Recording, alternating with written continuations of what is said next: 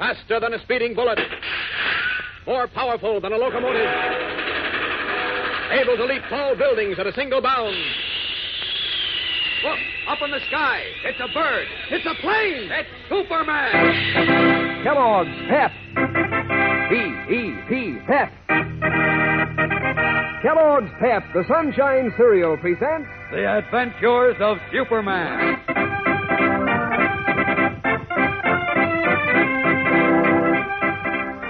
Today, while Superman has not perished on the planet Apollo, his very existence hangs in the balance, subject to the will of their leader, Roz, so-called ruler of the universe.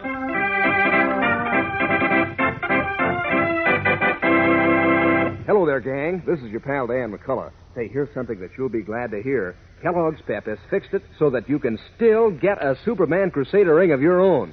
This offer has been extended for just a few days to give you a chance to send for your Superman Crusader ring so that you can be right in with the crowd. And boy, will you feel like strutting around when you wear it. You see, this Superman Crusader ring identifies you as a Superman Crusader, too. Sure, makes you a part of Superman's fight for tolerance and good sportsmanship. And for looks, well, boy, this ring is really terrific. Made of sturdy, silver-looking metal with a shiny, durable finish that keeps right on looking slick and shiny. It'll wear and wear. Superman's picture stands right out in the front, and the words Superman Crusader are printed clear and plain right on the side. And the ring's adjustable, so it's easy to fit right on your finger yourself. Now, how do you get your Superman Crusader ring? Why, it's easy. Ask Mom to get you a package of that Sunshine cereal, Kellogg's Pep. Send the box top along with 10 cents in cash and your name and address clearly printed to Superman, Box 40, that's 40, Battle Creek, Michigan. You got that now? Send one box top from a package of Kellogg's Pep, 10 cents in cash, and your name and address clearly printed to Superman, Box 40, that's 40, Battle Creek, Michigan. Get your Superman Crusader ring from P.E.P., the Sunshine Cereal, Kellogg's Pep. And now, the adventures of Superman. When Superman learned that a newly discovered planet called Apollo was believed to be inhabited, and that it was doomed to fly out of its orbit, he undertook a hazardous flight of mercy. Arriving on Apollo, he encountered a party of hairy giants 9 feet tall and possessed of amazing strength, but who lacked the power of speech. They offered him water, and after drinking it, Superman fell into a deep sleep which lasted for many days. And when he awoke, all his great strength had departed. 2 men of normal size, wearing tunics of silvery metal and strange helmets, then appeared, and placed a similar helmet on Superman's head. To his astonishment, he was then able to converse with them. The men said they would take him to their ruler, known as the Roz. But as Superman started off with them, he collapsed. Just before he lost consciousness, he heard one of the men say, "You have drunk of the liquid which turns men to stone. You will remain here forever as a creature of stone." As we continue now, Superman has been carried to a long one-room hut made of smooth clay and placed on a bed of boughs. Above him, a silver pipe stuck in the wall supports an open lantern carved in the form of a crescent moon. A bright orange flame burns in the lantern, and by its light, the elderly white-bearded man called Thane watches Superman's face anxiously. Now, as Superman's eyes flutter open, Thane breathes a sigh of delighted relief. The stranger regains consciousness. Where am I? You are in my house, stranger. Thank the stars you are still alive. Your house. Oh, yes, I remember. Your name is? Thane. Yes, Thane. There was another man with you who... Aye, his name is Kor. Yes, he said the liquid the giants gave me to drink was turning me to stone. Aye, that is so. But that can't happen to me. I'm Superman. Nothing can happen to me. Perhaps that is so. Well, then, why can't I move? I know not, stranger. However, I do not believe you are turned to stone. I have felt your hands and feet. They are yet flexible. Why can't I move them? Why do I find it hard to breathe? What's wrong with me? I know not. But perhaps there is some difference in our atmosphere which robs you of your strength. Maybe that's it. Wait, I think I'm starting to feel a little stronger. Yes, it isn't quite so hard to breathe now. Good. Perhaps you become now acclimated to our atmosphere. Look, move my fingers a little. Good. Uh-huh. Tell me, stranger, is it true what you said before of this planet being in danger? Of course it's true. That's why I came here, to warn you and try to save you. Your planet is moving out of its orbit. At any time, in any hour, it may plunge out of its orbit and be drawn closer and closer to the sun. Until it and everyone on it will be burned to a cinder. Aye, it is as I have long believed, and as I tried to tell the Raz. But he and his master astrologers laughed at me. I'll make them see the truth. Oh, if you only can. I must, and quickly, before it's too late. Please help me to my feet, Thane. Got to go to your Raz and his astrologers. Oh, if only they will not laugh at you, They too. won't. They won't. Don't worry about that. There I can stand now. Your strength has returned? Yes, a little. At least enough so I can walk. Take me to your ruler, Thane. Hurry. Aye. It is but a short walk down the hill to the temple. Come.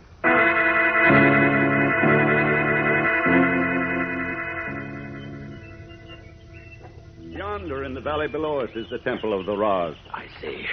Can you walk that far, stranger? I don't know, Thane. Since we left your house, I've been getting weaker again.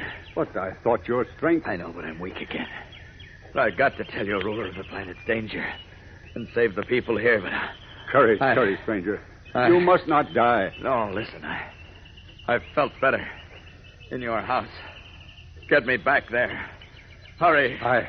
My daughter comes from the temple. She will help me. Lalo! Lalo, come quickly.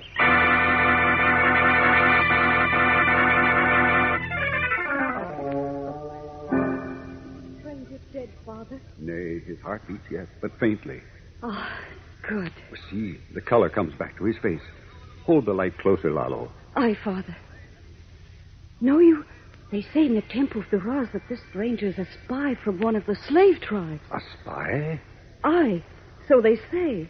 And some hold he's one of our own people who lived and died here long ago and has now returned from the store of the dead for some evil purpose. Oh, they are mad.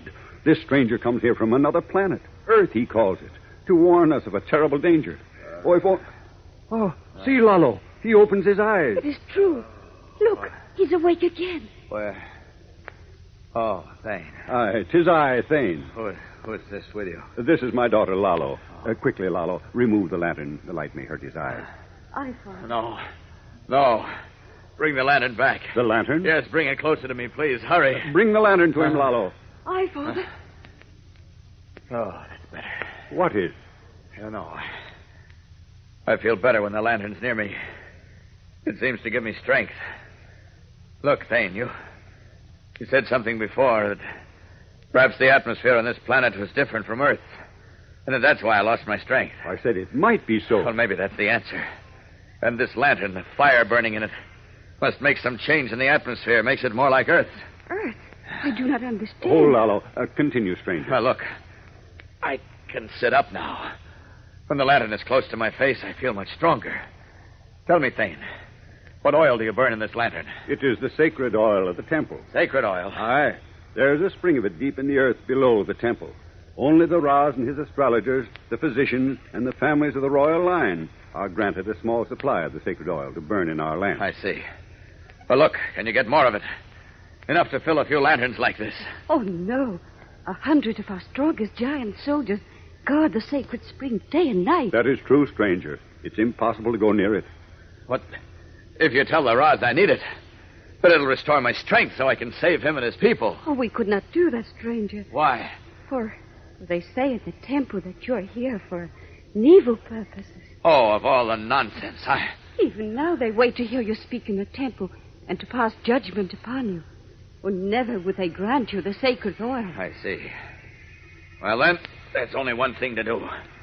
Thane, Lalo, please help me to my feet. But what do you propose to do, stranger? Thank you. I must do everything I can to save the people on this doomed planet, and myself, too. I've got a plan. But I've got to act quickly. Come, I'll carry the lantern. You two help me walk.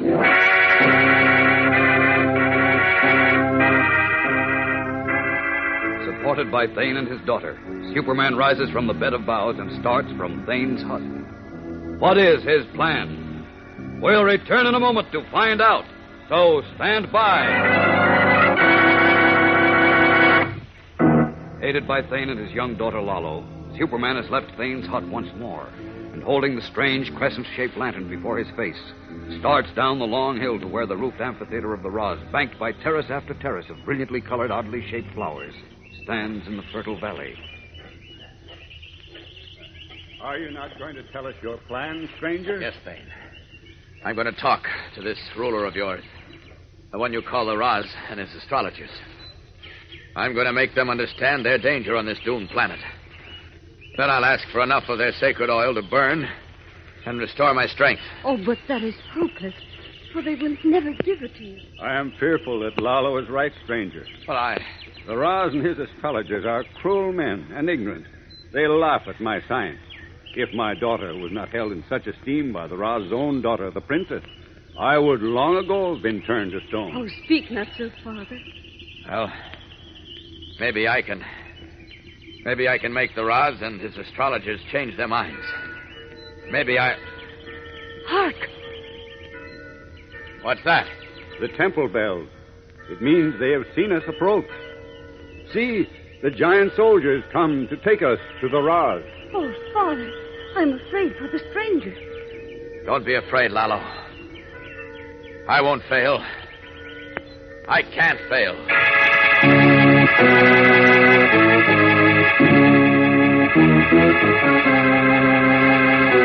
A few minutes later, surrounded by dozens of the powerful hairy giants, Superman, Thane, and Lalo are led into the Temple of the Raz, where the weakened man of steel must plead not only for the lives of all on this strange planet, but for his own life as well. What will happen as Superman, deprived of his great powers, faces the ignorant and superstitious rulers of another world? Tomorrow's episode is tense and exciting, fellows and girls, so don't miss it. Tune in, same time, same station. And remember, for breakfast, it's Kellogg's Pep. For excitement, the adventures of Superman.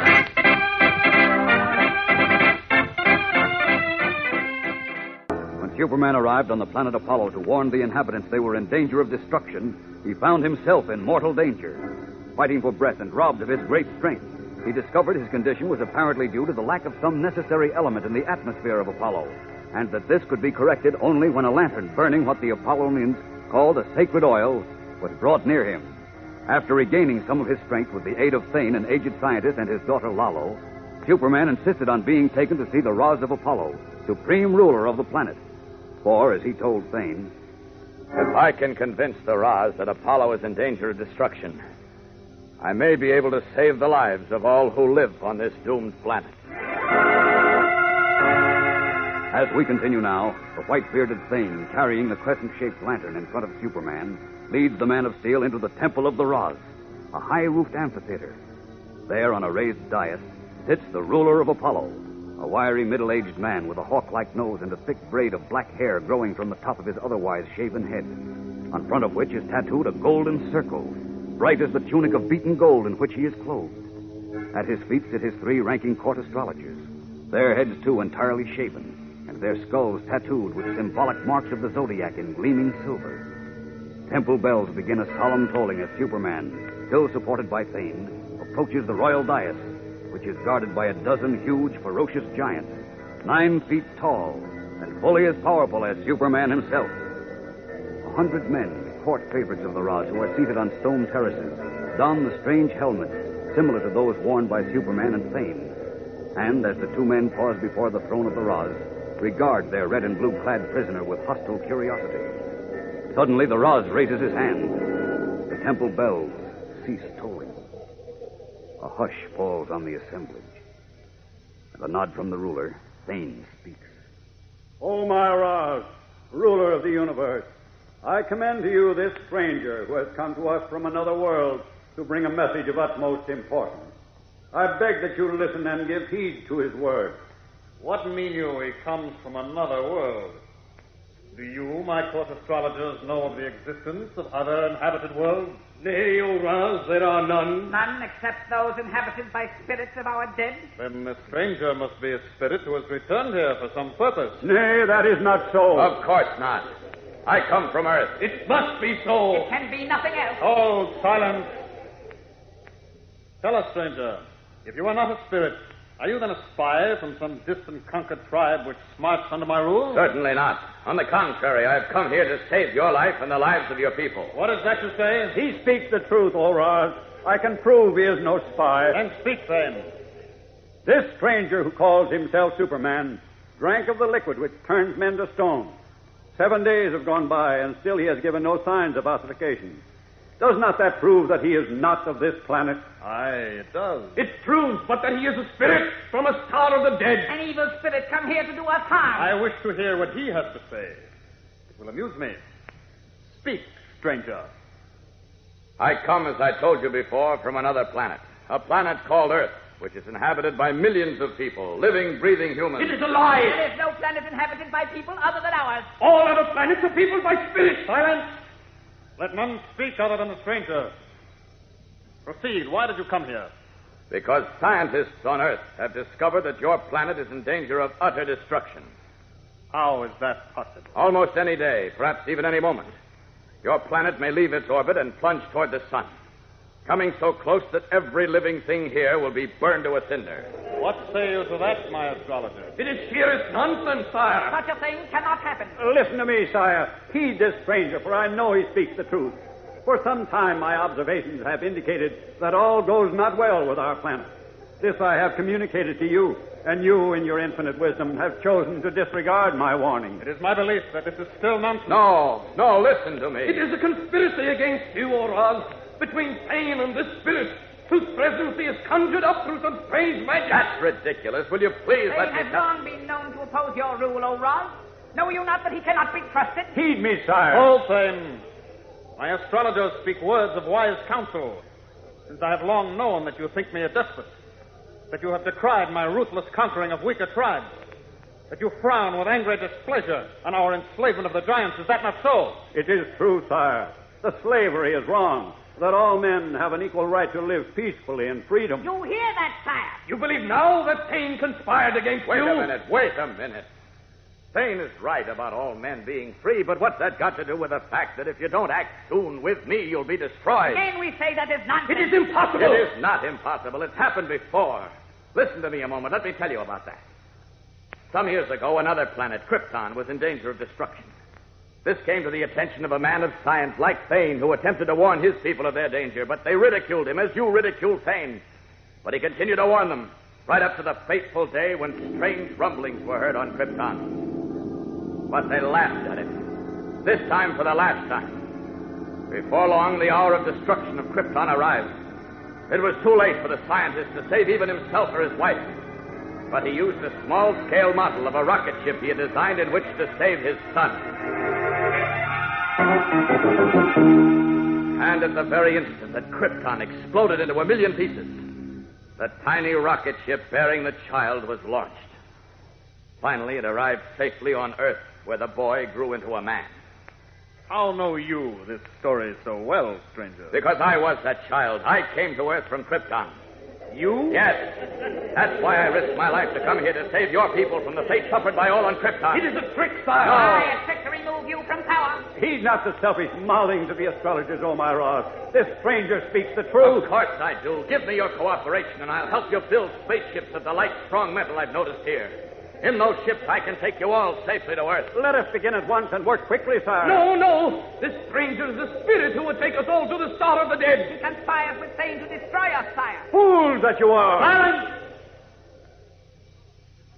I wish to consider the words of the stranger and his relationship to Thane.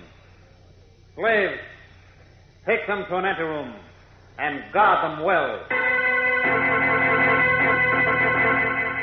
At the command of the Roz, the weakened Superman, still half supported by Thane, is led away to await the ruler's judgment. What will happen? We'll know in a moment when we return for the suspenseful climax of today's episode. So stand by. In an anteroom of the Temple of the Roz, Superman and Thane await the judgment of the ruler of the planet Apollo. Guarded by 6 giants of fabulous strength, Superman retains consciousness only by sitting near the burning lamp, whose fumes provide an element lacking in the atmosphere of Apollo. Suddenly, the temple bells begin their solemn tolling. What are the bells tolling for now, Thane? That signifies that the Roz is ready to pass judgment. Uh-oh. The guards indicate that we shall go with them now. Come.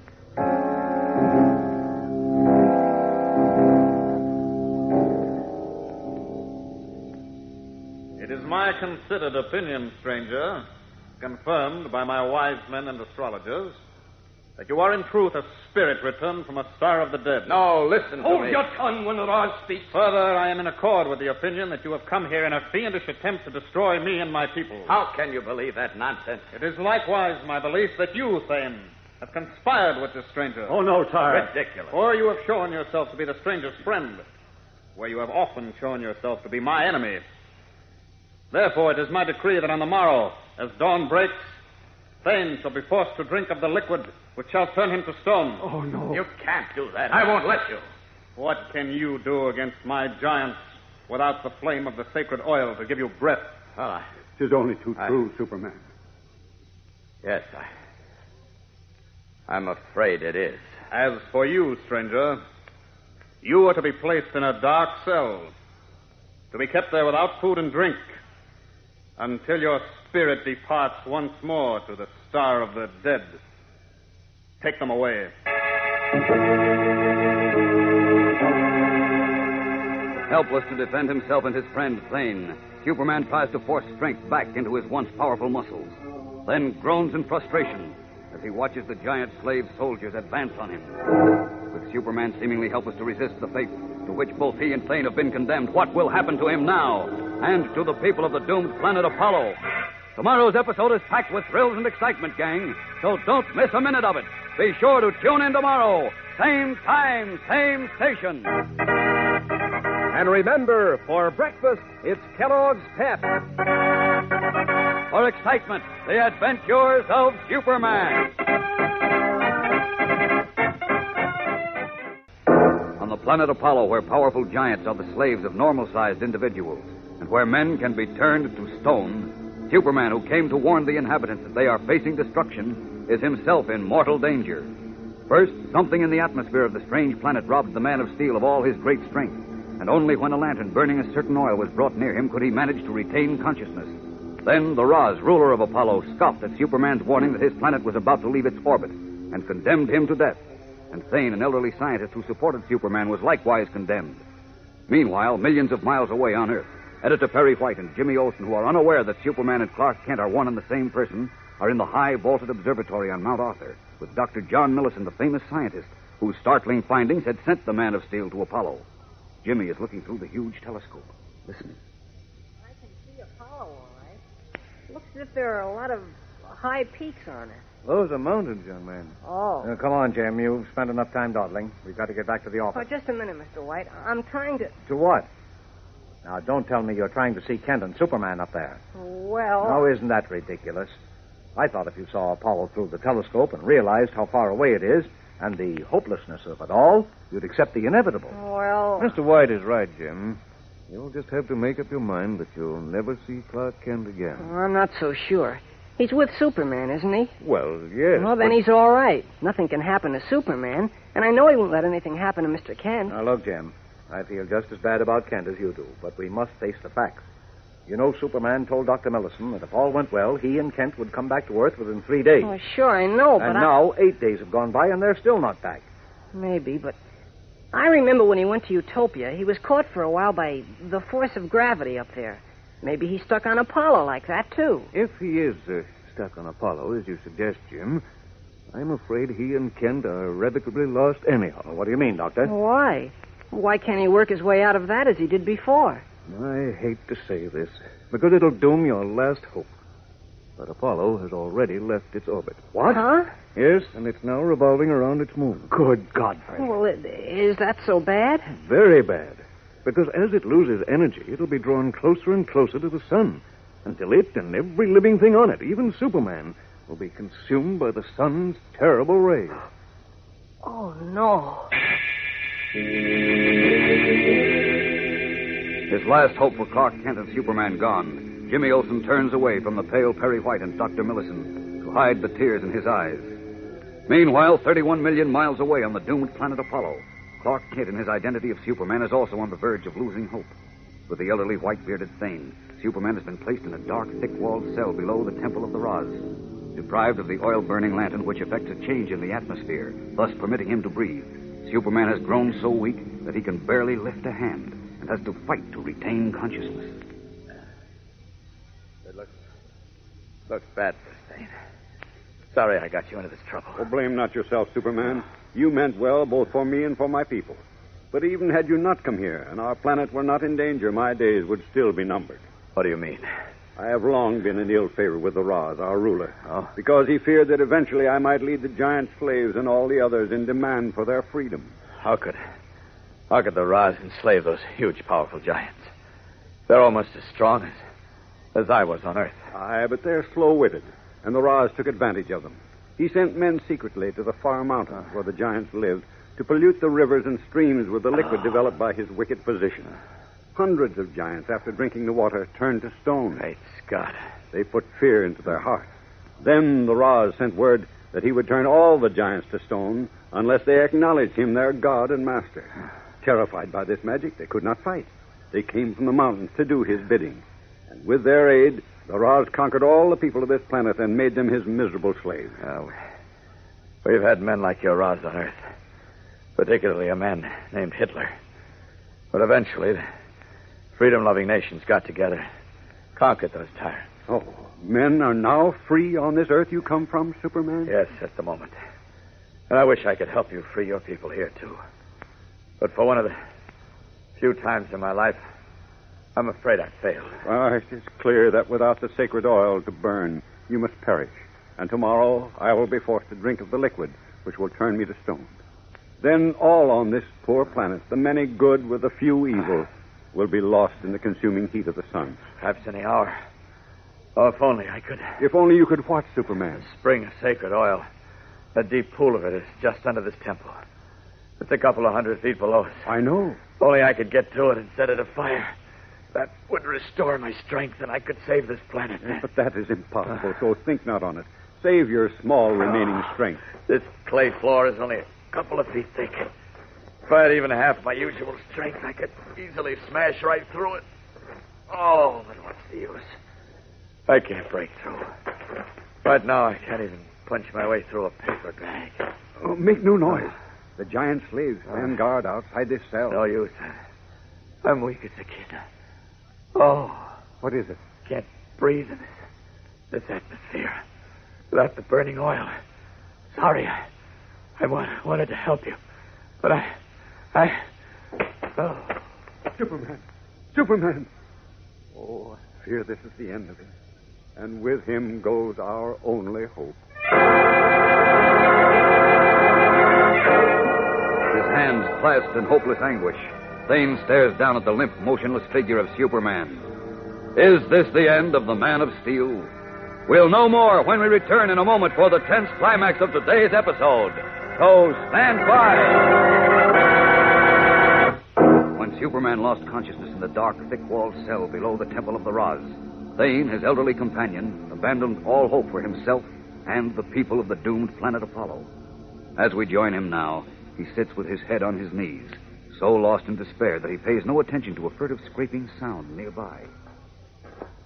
But suddenly the sound is louder. Then there is a hard, muffled thud and the brief settling of dirt. A low rush of damp, cold air chills Thane's ankles. Suddenly conscious of the change, he raises his head, but he can see nothing in the pitch darkness. Then, through a hole in the thick clay floor, emerges his young daughter, Lalo. Quickly, she pulls herself up and steps into the cell. A moment later, a silent, barefooted giant looms up behind her like a tremendous, dark shadow. Lalo! You sound, Father. It was a giant slave stand guard just outside your cell. I know. How did you... Lalo, beware. One of the giants is behind you. Shh. It is Wierd, the loyal slave of the princess. The slave of the princess? Aye. She sent him with me secretly to find a way into this cell and to bring both you and the stranger to her quarters. Yes, but when? How? When the Raz refused to heed her pleas for the lives of you and the stranger who calls himself Superman, she had Wierd bring many jars of the sacred oil to her own quarters. Yes? Then we set out to bring Superman there, where the oil would be set afire to restore him to his strength, so that he may save us from the destruction that threatens us. The princess has indeed a noble heart, but I fear she acts too late, Lalo. What mean you, Father? Because Superman is near to death, my child. See how he lies there, scarcely breathing. But his heart still beats, Father. Perhaps there's still time to save him. Wierd, pick him up quickly. But how can we... Come, Father. There are secret stairways below here. one of which leads to the apartment of the princess. Wierd will lead the way. I fear it's too late, Lalo. Oh, perhaps not. Wierd, you lead the way. Ah. We must proceed with the utmost care, for many of the Raza's soldiers are below. Should we be seen or heard, we all die at once. No, we'll be careful. Come, Father. Aye, let's go. And may the great being protect us.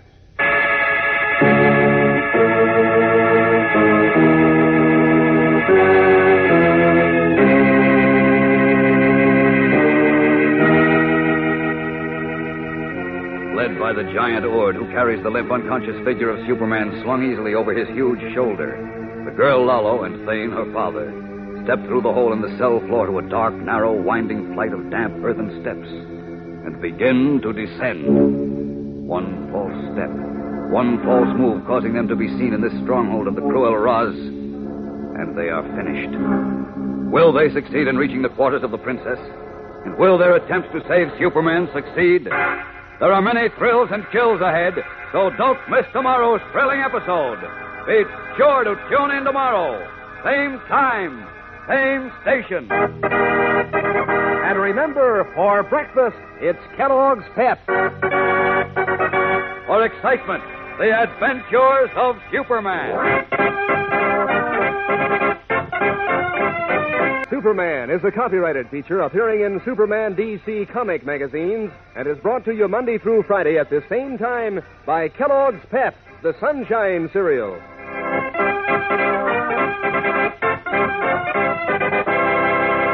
You know, gang, one word leads to another, like the way those toasty words, crisp, crunchy, crinkly, lead you right on to crumbles. Kellogg's Crumbles, so toasty and sweet and mellow rich on a frosty morning. It's the only cereal in the whole wide world made in those little crinkly shreds of good whole wheat. And so good for you. Sure, Mom knows that. In fact, she'd probably like to see you eat up a bowl of crumbles for breakfast tomorrow. Crisp, crunchy, crinkly, crumbles, Kellogg's Crumbles. And be sure to be with us tomorrow for the thrilling adventures of Superman. This is the Mutual Broadcasting System.